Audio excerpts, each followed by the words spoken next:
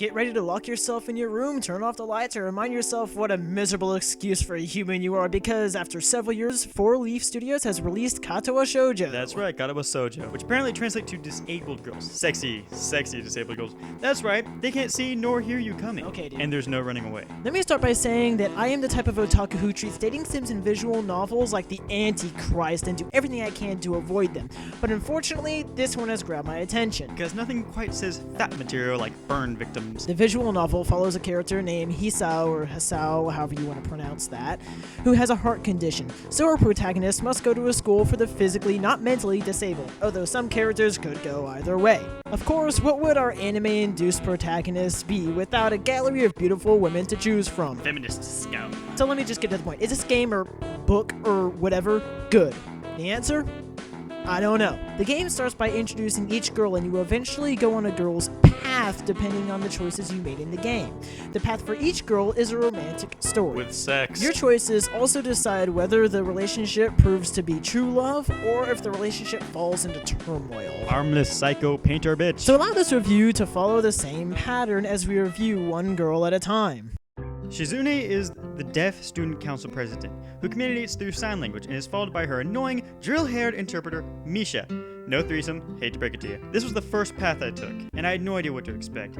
I'd never done a dating sim before, but my crazy-ass friend decided to show me one. And it's a book, it's not a dating sim. It's like an R.L. Stein book. Do you want to follow the girl, or do you not want to follow the girl? AKA, are you gonna live, or are you gonna die? Back to Shizune, dude. Okay, fine. Shizune is a girl with daddy issues. Now her father's an ass, but we love her father because he is such a funny dick that we can't help but love his "I'ma fuck you up" attitude. Your character may hate him, but you yourself will want to marry him. If there was a path for him, I would take it 4 different times. Back to Shizune. Fine. Over time, your character decides to learn sign language so that he can communicate with Shizune. Yes, you're pussy whipped. In fact, here's what your character sounds like to me. Meow. All in all, this was my personal favorite of the possible choices. She also ties you up to a chair. You're gonna like that. Chairs are good. Chairs are your friend. Now on to the next one. Hanako was my first route, probably because I have a weak spot for shy girls. Hanako is a burn victim with social problems, and that's an understatement. The story as a whole is average, and her as a character was a little above average. Take out the physical disabilities, and it's a story we've all seen before, yet somehow I did enjoy this more than I should have.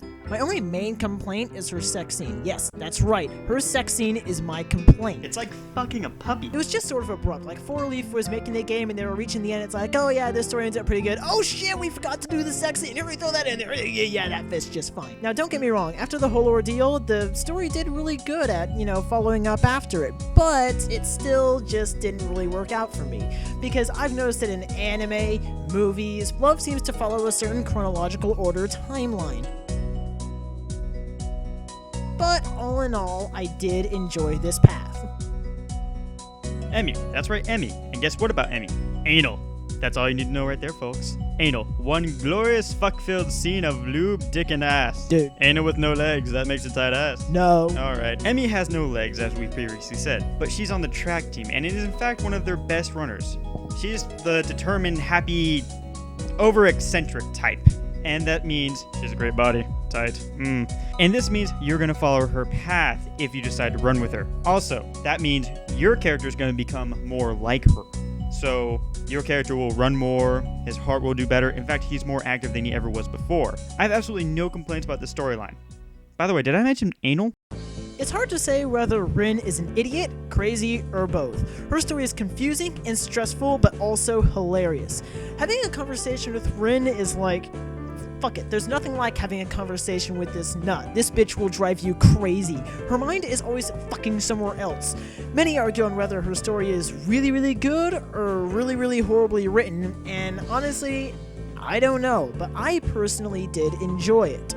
Now, Rin is one of my favorite characters, but she'd have to be more of a bro to me. Honestly, trying to be in a relationship with her would be like picking up your phone and calling a random person and then trying to have a conversation with them. Thank you for calling customer service. If the conversation becomes logical for more than 90 seconds, hang up and call somebody else. Repeat process. Now on to Lily. Lily is blind. She does play the polite role, as in that very proper girl. You know, the one you look at and go, oh, she's nice. She's not nice, boys. She's rather tall and she has blonde hair, so she looks nothing like a Japanese person. I think she's like half Japanese or something. She's half Japanese, half Scottish. She drinks like a fish. This doesn't start until midway through when you get wasted with her and Hanako thanks to her sister. Her sister can chug. I mean, this beer, she could shotgun like 6 of them. And she has a very addictive personality, which is unfortunate for her because then she gets drunk a lot. And she likes alcohol a lot. This goes for sex too. There are 3 sex scenes with her. 3. The average is 1 or 2 in this game. And they're all kinky and a little off-putting. She's kind of like the girl next door. You know, the girl who acts all nice, but in reality is naughty? I'm surprised that your character resists the urge to play pranks on her. I'm a dick. Before closing up this review, I would like to mention one more character by the name Kenji. Don't drink with this asshole. Kenji is your paranoid next-door neighbor. He's afraid of feminists. I can't think of a better phobia. Homophobia. I think this guy deserves his own anime. He'd go around killing hookers with a spoon. Take your casual guy meets girls anime and throw Kenji in as the main character. The anime is now amazing. There is a point in the game where he runs up to you ass naked and starts asking to borrow money from you. What the fuck? You know you're looking at that leaf. Alright, on a serious note, the book was really well written and very visually active. If one were to read a normal book, they would be required to use what little imagination they have to conjure up images from the depths of hell itself to enjoy the reading material. This game does that for you. In fact, it does a very good job of it. All the visual representation fit perfectly along with every bit of the storyline. It had a very soothing all-piano soundtrack that really reaches to you. It was beautiful. Katawa Shoujo as a whole is fairly original. The cliché anime characters are not so cliché as their disabilities allow for further depth into the character's story rather than a girl is shy because she's shy. But at the same time, it felt like the game didn't take full advantage of these disabilities and didn't use them to their full potential. Which brings me back full circle. Is this game good? I don't know.